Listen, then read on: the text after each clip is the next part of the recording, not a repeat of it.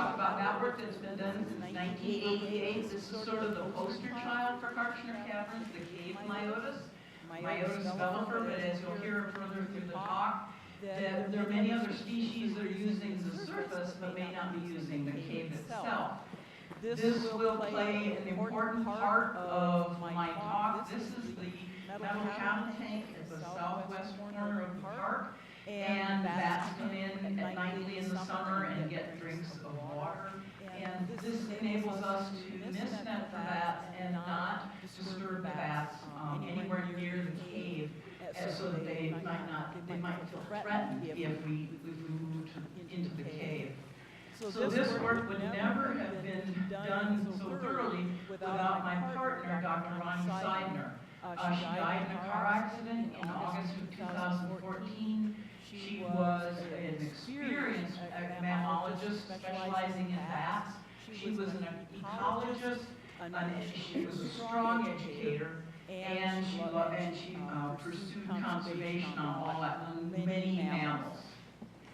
So, unfortunately, it is out of print, but there was a Kartchner Caverns symposium done by Journal of Cave and Karst in 1999, and it's Cave and Karst, volume 61. So this is now out of print, but what's perfect is you can get on the web and download any one of these articles for free. And what they covered were history, microclimate. Bob Buecher did microclimate.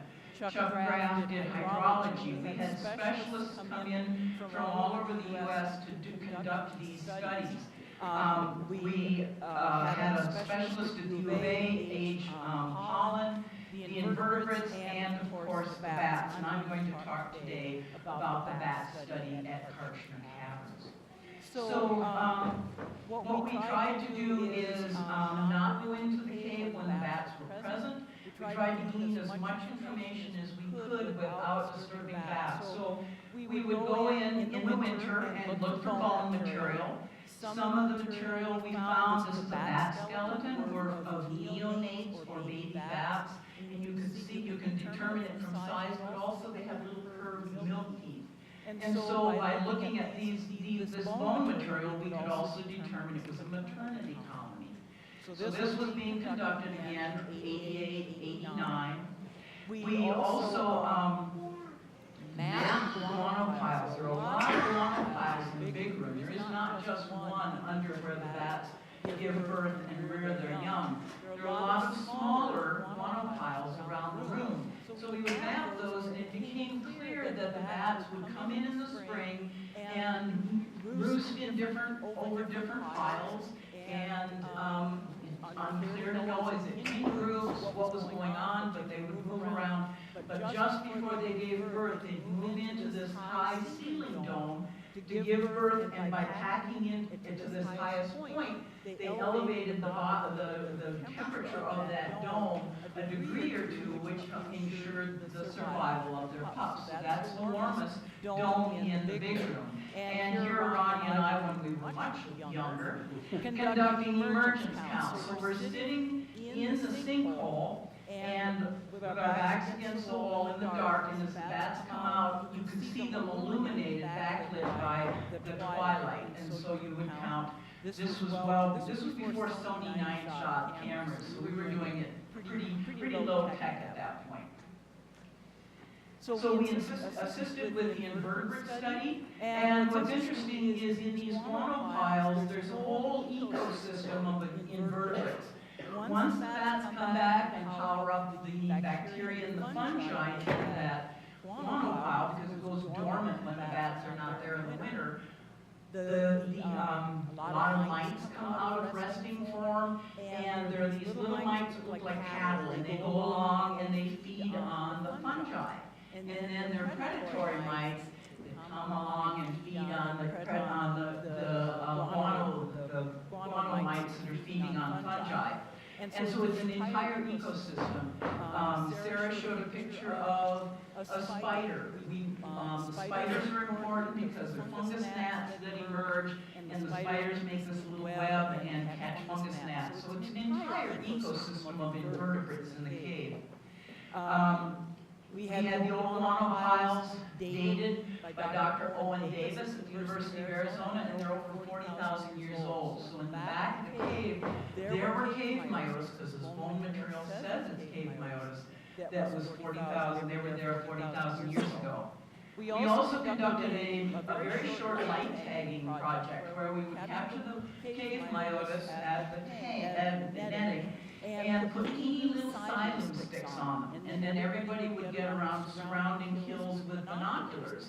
And as the bats foraged or went over to get a drink, they would radio in what was going on with these bats. Now the xylems only last one night, but what we were sort of asking was, do the cave Myotis only stay on the property, or do they leave and benefit the more of the landscape? And we found that they would go and feed, get a drink of water at the tank, but also use some of the tanks along the east edge of State Route 90. And then it appeared they headed down to the San Pedro to forage along that streamside vegetation. And then part of this, we were netting at this tank, so here's a mist net, bats caught in it. We actually discovered there were 9 species using the park, even though there's one species that's predominantly in the maternity roost.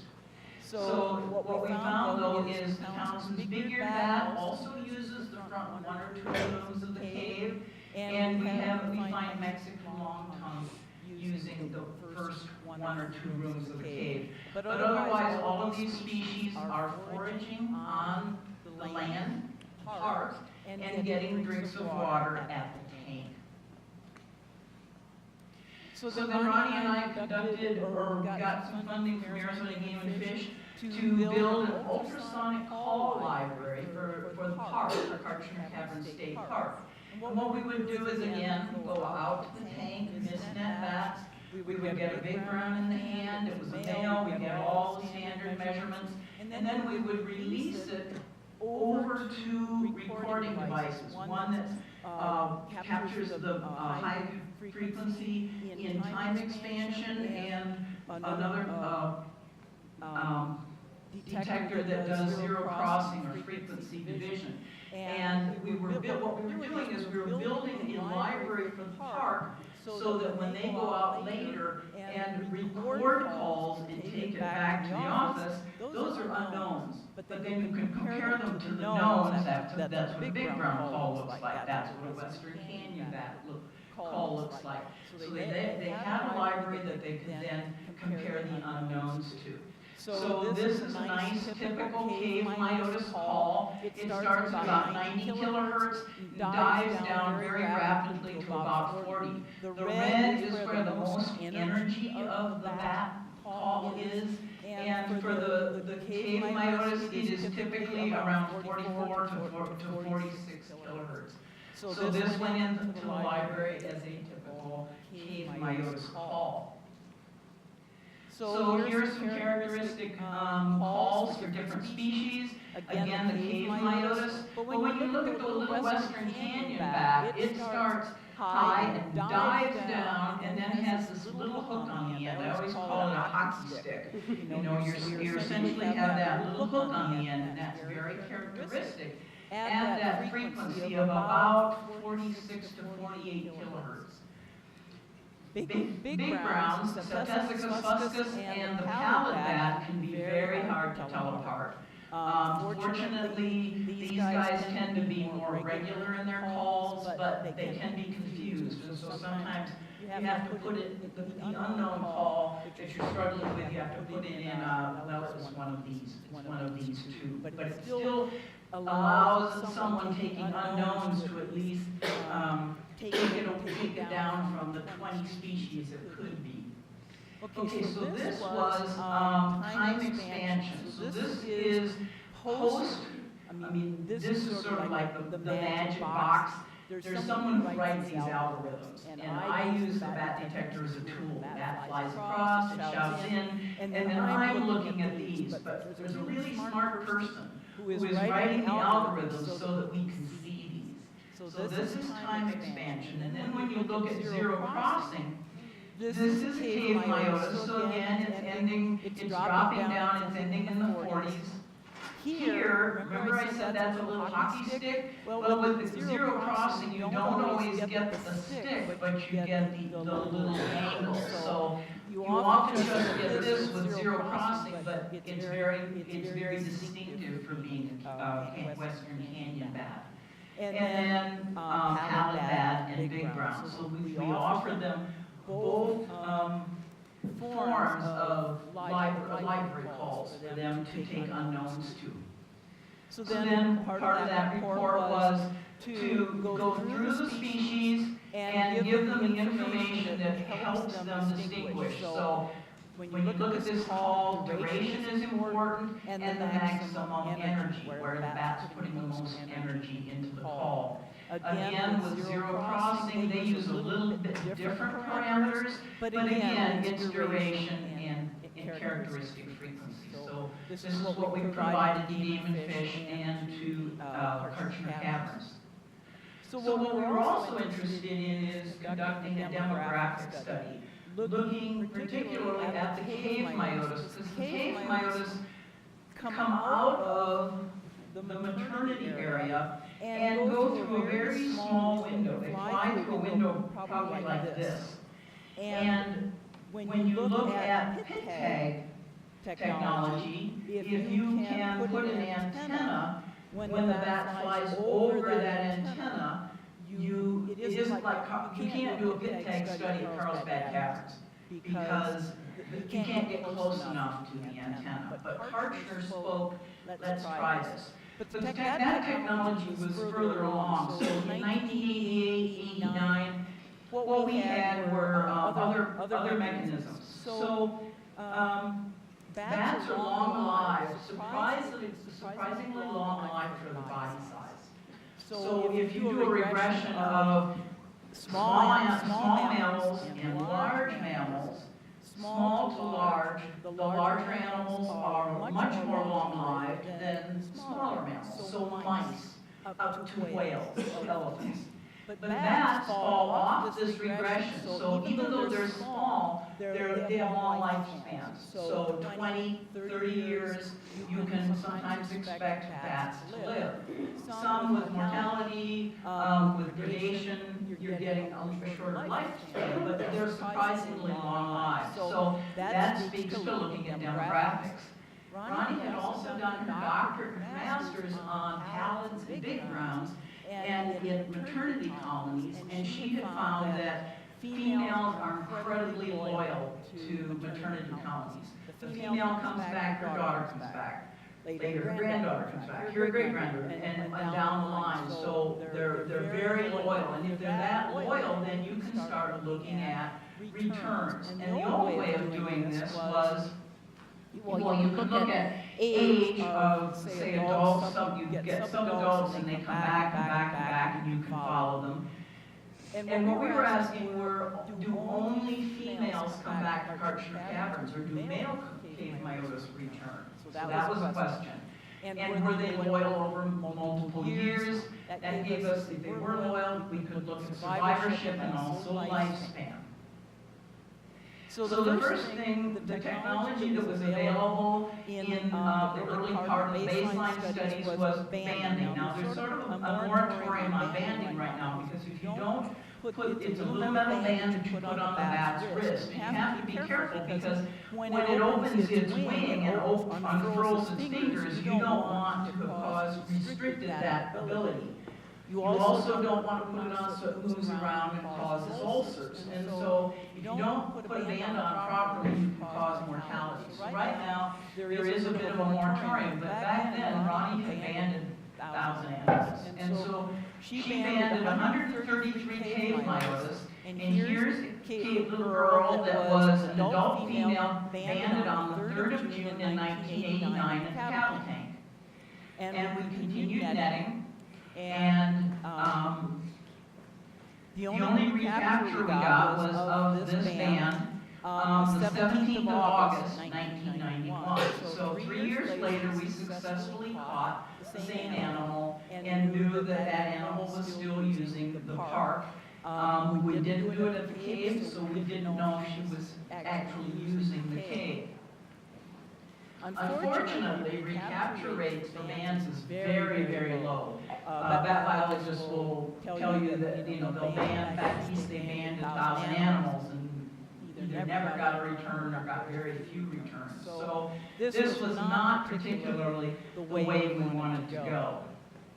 So then pit tag technology came along, and this is what you can put in your cat and your dog, so if it gets lost and shows up at the pound, you have a little handheld antenna that they can scan over and says, oh, that's number 6, 7, 8, 9, 10. Oh, that belongs to Bob Buecher. He needs to come down and pick up his damn dog.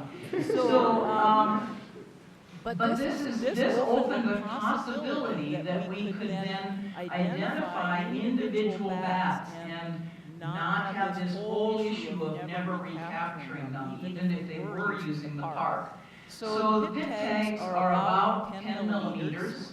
Here we're preparing the bat. It's injected sort of right here. You don't want to get in the way of the shoulders, the shoulder blades. But it's injected in the back and sealed with colostomy glue, and it's zip, and you keep them warm and they get calmed down, and then you release them and they're gone. But this allowed us the potential to accumulate tremendous data on individuals, again, because this entrance is so small. So here's the antenna, and this is what the bats are flying through. So this is barely 12 inches, and they can't really come out this, and so they're sort of forced to fly right over our antenna. So a bat enters or it exits, we can't tell which. It's just an event that's reported. But instead of recapturing the bat and reading the band, this is a recapture. This says that at 10 o'clock on July 28th, this animal was right here. So again, it's just opened up this world of possibilities. So with little disturbance to the bats, it's capturing an individual. It's not disturbing the colony. We're not going in and capturing bats in the cave. It's getting tremendous recurring data without recapturing. There's no disturbance to the cave resource. We don't have to go into the maternity roost and look for bands on the ceiling or do anything. We never enter. I haven't seen the maternity roost for years. It's long-term data and it's abundant data, as you'll see in a little bit. So we don't have to do this constantly looking for bands and get a lot of data. So we tagged, spit tagged 66 bats between 2019 and 2013. So we're looking at one section of that study. So 20 tags were never detected again. We'll talk about this in a little bit. You can see 2 tags got 1 reading and on down. 4 tags we got 101 to 150 hits. And this is compared to our 1 return from a banded bat. So it is really giving us a lot of information. So why have missing tags? Well, there's some possibilities. One is the bat may fly just a little bit too high, because when we take a test tag and run it over that, we can't always catch it. It kind of has to be close enough to the antenna. So we might be missing some tags that way. It may be as the bats dive through, they're going over that antenna so fast that it's not picking up the tag. But the other thing is, in the same room where this antenna is, if you turn around and look back, there's this other little hole. And we have mono, we've seen bats come out of there, so even though it's small, we know that bats use that. But it is an important part of a pressure valve to avoid predators. Because a ringtail has been observed sitting here taking bats, because, prey item, it's moving, prey item, and then it grabs it, kills it, and then, look, another prey item. And so they'll kill multiple bats, trying to come out of this, and the bats may then circle and come out here. So those 2 windows are important, but we're only using the antenna here. We're going to be changing that. So after, when Ronnie passed away in 2014, I couldn't face doing it alone for about 3 years. And so in 2018, the Cave Unit and I started, restarted the project, and I refurbished the antenna, the pit tag reader, and put it in, and we had 5 returns from the tag bats that Ronnie and I had tagged. One came back, we tagged it in 2009. And so we now have bats that we know are coming back to this maternity roost. And when we have them in the hand, we do standard measurements. We look at wing. Now with white nose getting closer, we open the wings and make sure there's no necrosis, no holes, nothing that might be caused by the fungus that's killing bats. So we're giving them sort of a well-baby check as we process them.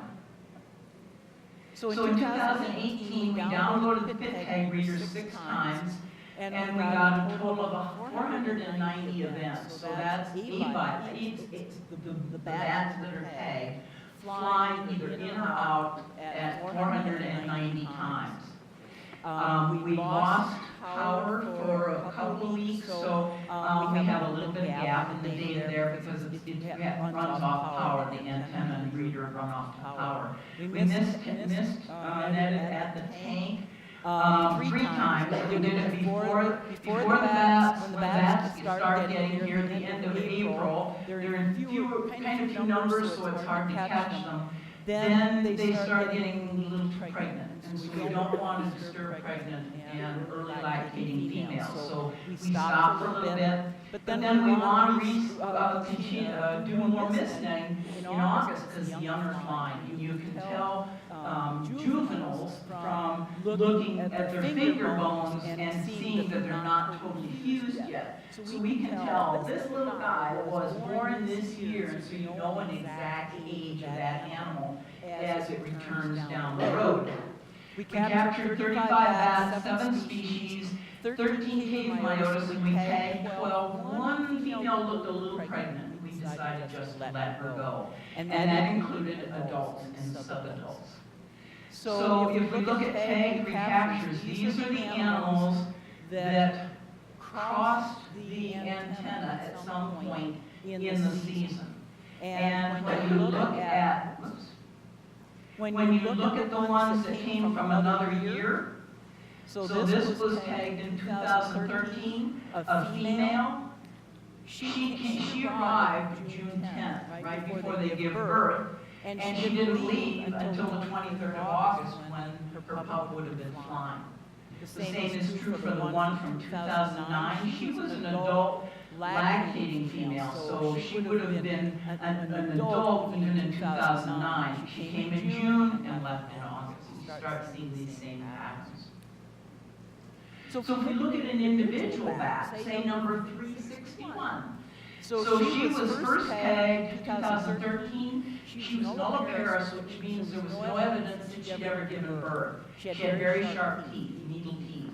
So one way you can sort of hypothesize, you have no real data, but you can hypothesize that because this is June, she probably was born in 2012, made it through her first winter, had never given birth, and had really sharp teeth. So it's hypothesis, but there's a chance she was born in 2012 and you're looking at a youngster. So when you look at all her ins and outs, here's one night, okay, the August 19th at 7:30, she went out. Now, we're just assuming this. You have to look at these patterns. But she had disappeared at 3:50 the night before, so she probably dove into the cave and roosted during the day. So she probably popped out at 9:30. She came back around 10:30. She was in the cave for an hour, popped back out, had another snack, and came back at 3:44. So you can start looking at each individual bat and looking at patterns, but we have missing data. We have, okay, you don't have enough ins and outs to make it work, and then we have missing tags. And so what we're going to do is try and fix that this next year. So our current knowledge at Kartchner is we now are up to 12 bat species from the 9 that we have documented from the baseline study. We have an individual cave Myotis that has probably been coming back for at least 9 years. Myotis on the park, there are 5 of the 9 Myotis, or little brown bats. There are 9 in Arizona, 5 on the park, and what we're finding from back east is they're the most vulnerable to white nose syndrome. So, we're paying a lot more attention to those animals because we don't know how the western Myotis will be affected by white nose. Everything is, a lot of Myotis being killed back east are eastern species only. However, the big brown bats that we have that we're catching on the park, big browns have been negatively impacted by pea destructans back east, so there are the concerns that they may have issues out west. And the cave Myotis have already experienced mortality in Kansas and Oklahoma. So the cave Myotis is a strictly western species, so we really don't know how they'll do, but they have already experienced mortality. So for 2019, we're going to redeploy the pit tag reader, but we're probably going to move it to a point after these 2 little windows join. Or we're going to buy a new antenna, because that's an old antenna, 2009. The technology has improved a lot on the sensitivity of antennas, and just that with moving it will probably really increase our detections. We're going to misnet and swab bats right post-hibernation at the cattle tank and swab them for the fungus that causes white nose syndrome. We already have the test kits from U.S. Fish and Wildlife, the National Health Center in Madison, and we'll send those swabs to them, and they will look for P. destructans. From data that I've collected, extensive data I've collected of cave microclimate where cave Myotis are hibernating. They're hibernating in clusters, which allows the spores to be spread between individuals more readily, so those spores of P. destructans. So there's that concern, and they're also hibernating in microclimate that is absolutely ideal for Pseudogymnoascus destructans fungus that causes white nose. And then we will be pit tagging additional cave Myotis both early, before they get pregnant, and after the young are flying, to get those subadults. So this project, there are just so many people to thank, because you consider this project's been going on since 1999, but aspects of it have been funded by Arizona Conservation Projects. Bob Buecher repairs everything I ever need be repaired. This is the Cave Unit personnel. Oh, that shifted a little bit. But Ginger, Joanne, and Heidi helped before Ronnie passed away in 2014. Heidi's still there, and Sarah Ann, Brooke, and Starr have been tremendous help in this year in 2018. So when we look at some mug shots of bats that have been captured on the park, there's amazing diversity. This species has moved into the tram bridge, so they say, "Oh, you built us a bat house. How nice of you." And pallets, the faces, the shapes of the noses are tremendously diverse. So the park is now going to do some acoustic monitoring, put out detectors to monitor along Gwindani Wash, maybe near the tank, and record bat species, so that we may be could get more species just acoustically that aren't coming in to get a drink at that tank. And so we may actually find additional species foraging on the fort or on the park that we have not yet documented, because they're San Pedro species we have not yet found here. So I think I have maybe I'm going to be around all day, so if anyone needs to ask me questions, because I think I've run out of time. Do I have a minute? Yeah, a few minutes for questions. Okay. Yeah. You were talking about K. Myotis mortality with white nose. What was the percentage? It's just individuals at this point because it just got to those states. But when they find a new western species that's died of it, everybody pays attention. So we don't have numbers yet. Like the Yuma Myotis, which is just a strictly western species, has died in Washington state. But it's just an individual, but it shows their vulnerability to the disease. Uh-huh. If you do find one that has the white nose, what do you do? When they've come out of, we're going to be looking at post-hibernation. Once they come out of hibernation, the issue with white nose or P. destructans is it's a keratin-loving fungus. So when the bats go into hibernation, they drop their body temperature, their heart rate, their breathing, and suppress their immune system. So if they can make it out of that danger and can fly and get to Kartchner, their immune system has already fired up, and it looks as though they will then probably do okay. But this is, once they fly away from a hibernacula, it's hard to know. But there's nothing we can really do. They're probably mending themselves or healing themselves already. But it will go to U.S. Fish and Wildlife. It'll go to Arizona Game and Fish. Everybody will be alerted that it is now in the state because it is not yet documented in the state. There's no evidence that the spores have arrived here yet. They may be in New Mexico. They found low levels of P. destructans spores in New Mexico last spring.